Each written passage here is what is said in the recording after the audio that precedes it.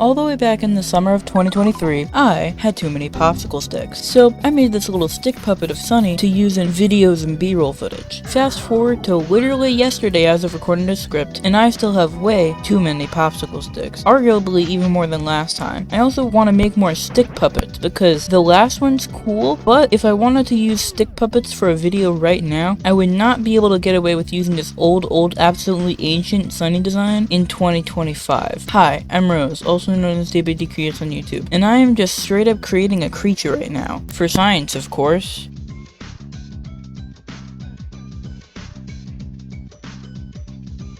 To start us off on a good note, here's what I'm hoping to get out of this creative venture of mine. I want some usable stick puppets with enough expressions to where I could do a variety of things with them and put them in a bunch of situations. I want them to be bigger, better, and most importantly, more accurate versions of the previous iteration. I'm hoping for them to almost look like the digital Sunny sprites, but like not quite because this is traditional art and I cannot handle even attempting colored line art in a traditional art setting. Also, these stick puppets are going to be double-sided this time. Yay! I'm totally not going to forget this fact later, and I am definitely not going to glue two drawings on one cardboard piece that I'm going to have to slice apart with a kitchen knife later on. Who would ever think that? And last but not least, this time around, I plan on making them more expressive, especially so considering the last time I did this, Sunny was just giving me a blank stare. Now that that's out of the way, I am going to talk through my process, so maybe, if you want to do this too, you can try to follow along. However, this is not a tutorial, so if that is what you truly want to do, good luck. I start everything out with a pencil sketch on some grid paper. I found a stack of it in my house somewhere, and I found that I kinda get the same feeling sketching on that as I do whenever I doodled on a worksheet for school, or sketched in my sketchbook for class, but without any of the actual responsibility of writing applications. Then I get a number 2 pencil to start, which funnily enough, I don't think I've used for actual drawing in like months, maybe years. What can I say? I just like doodling in pen better. It increased my line confidence, and it doesn't ever smudge. I just had to get used to not being able to erase any lines, which is a fine trade-off for me. In the end, I decided on drawing 6 expressions for Sunny, if we don't count the bonus doodle I draw a little bit later on. We have the neutral expression, the talking expression, fearfulness, shock, a crying expression that is different from the animated one I drew relatively recently, and an angry expression that actually looks like I'm upset. It's been 2 years at this point, buddy. While drawing the concept for these, I got the idea to make these new stick puppets double-sided. I'm super glad I did this because later on when I'm done, I get to flip the popsicle stick to change expressions, which let's just say makes for some fun little scenes and transitions. At this point in the process, I was on a Discord voice chat with some friends, and I was showing them my camera setup that was just a little bit wacky and a slight bit unconventional, when I got a really stupid idea. So I have a tripod. I use it to record a majority of my IRL footage. Just another thing, I really wanted to have a camera angle that is roughly my eye height, but I can't do that because it would obscure my vision, and also, it wouldn't be tall enough if I just set my tripod on my desk.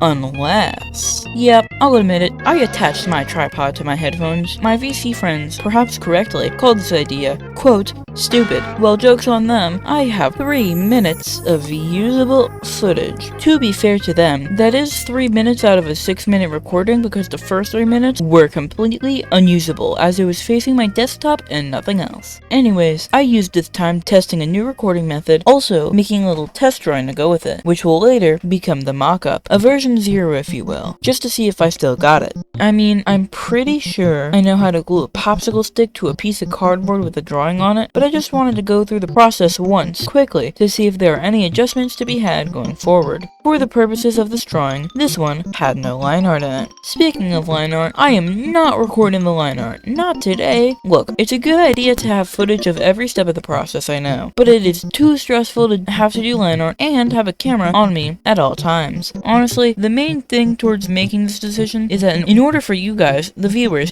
to know exactly what's going on, I would need the camera to be in the stupid position from earlier, because it is the only way I know to get the camera position at eye level without obscuring my field of vision. Like, if I want to get this line art just right, 9 times out of 10, the entire drawing would be off screen. So, I just didn't bother with the camera work. To be real, the only 2 notable things about the line art stage were that I got to use this device that is used to be able to trace a sketch from one paper to another paper for the first time out of the entire time I've had it, and that it took multiple attempts for me to get the line art just the way I wanted it to. I'm very grateful I decided to do it on separate papers because I almost did a line art like how I did it 2 years ago, on the same page as the sketch. Based on how the first few attempts went, that was very clearly a bad idea. So clear in fact that I didn't do that. So the last time I did stick puppets, I used a micron pen to do the line art. It just looks so smooth and professional. However, this year I couldn't find my microns, and even if I could find them, I haven't used them in years, so I wouldn't be very used to drawing with them anyways. So that's why I decided to go with the good old-fashioned regular normal ballpoint pen. I had to go on a whole search for them though. I almost wasn't able to find one in time. However, in the end, I succeeded, and was able to do this whole stick puppet project in one night. If you're curious, it was like 6 hours. I'm about to move on to the next section now, but before I forget, when going from sketch to line art, I was intending to switch the paper type from grid paper to printer paper because I didn't want any more grids because I wasn't sketching anymore. But I forgot, and now there are going to be grid lines on my silly little stick puppets forever now.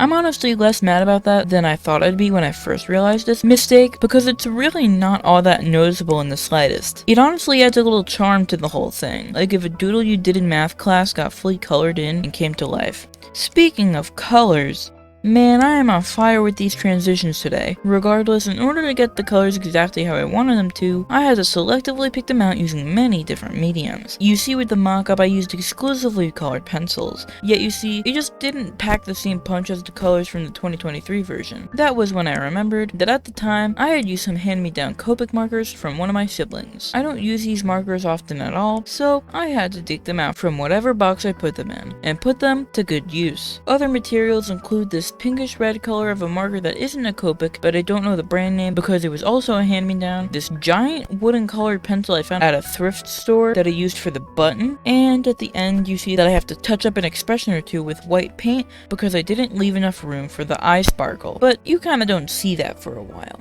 You may notice that the papers I'm coloring are suspiciously already cut from the paper it came from. That's because I totally forgot to color the paper cutting process. I was kinda lost in the YouTube sauce watching through all the videos I hadn't been able to get to in the past week. Back to the topic of stick puppets themselves, I used the wrong yellow color for the scared looking one, because the scared looking one was the first one I colored, and I foolishly didn't do any swatches. I'm really not too big of a fan of how it looks, but oh my god, Shiny Sunny! Extremely under odds at 8 encounters! That was a Pokemon joke.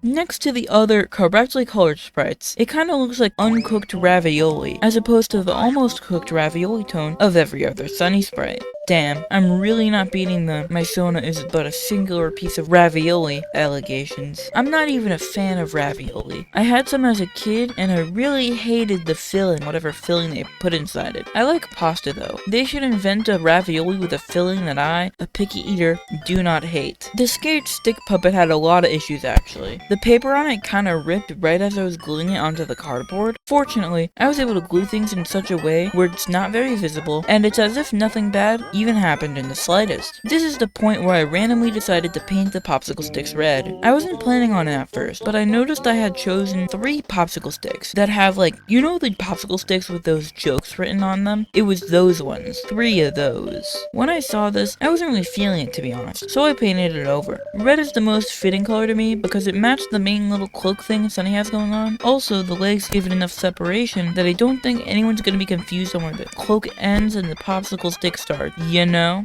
This is the part where I got a little inefficient with things. Gasp. Inefficiency? In this economy? I know, right? But you see, I had already pre-cut the paper, but I hadn't even thought about the cardboard in which I was going to attach the paper onto yet. I didn't really want it to be a fully colored drawing on top of a cardboard colored box, so I made the decision to spend what was probably another hour of my time cutting out the silhouettes for a second time, but this time on cardboard. This task was a little difficult, considering that the cardboard is harder to cut than paper. However, before I could even start I had a problem. I had just glued 2 fully finished drawings onto one singular piece of cardboard, and I had figured out that if I continued the way it was, I would have no place to put the popsicle stick. I literally did my 2 best drawings first. What am I to do? Fortunately, I am really, really smart. You can tell because of my previous actions, and I have a plan. You ever think about how cardboard works? Because I did not, until right now. You see, cardboard is not just a solid block. It's actually 2 squares with some squiggly bits of air pockets in between them. If I can get rid of the in-between bit, 1 square of normal cardboard becomes 2 squares of really thin cardboard. I can then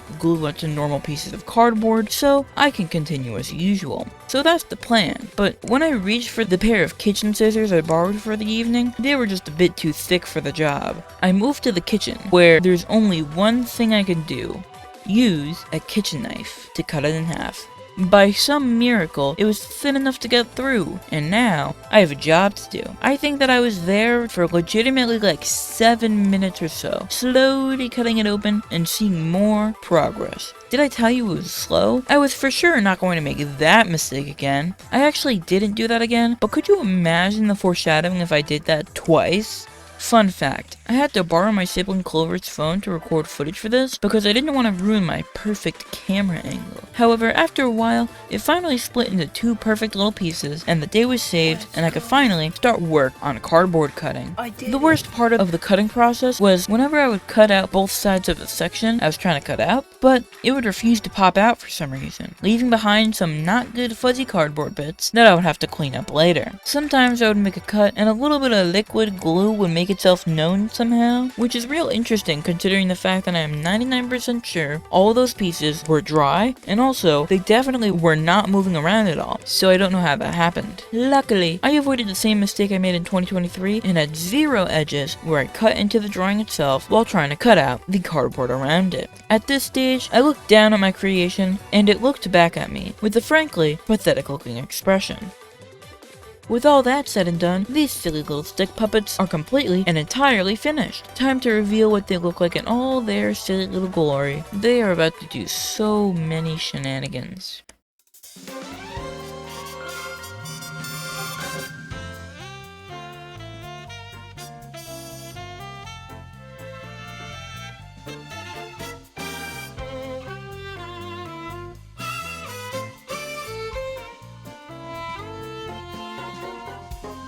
Somehow this video ended up being my 2-year anniversary of making videos. I'm going to be so real, this was supposed to be when the drawing every day for 100 days video was supposed to be out, but that video needs so much more time to cook in the oven. You're telling me I need to do that 2 to 3 more times? So far it seems like editing the dang thing seems to be harder than actually drawing every day? Maybe, if I can lie to myself and say, this is really easy actually. Perhaps I can trick myself into actually getting it done before day 200. That is all to say, thank you guys so much for watching. I appreciate all the support very much. You know I mean it because I said it twice. This has been Rose, and now that I am real, I am rapidly approaching your location.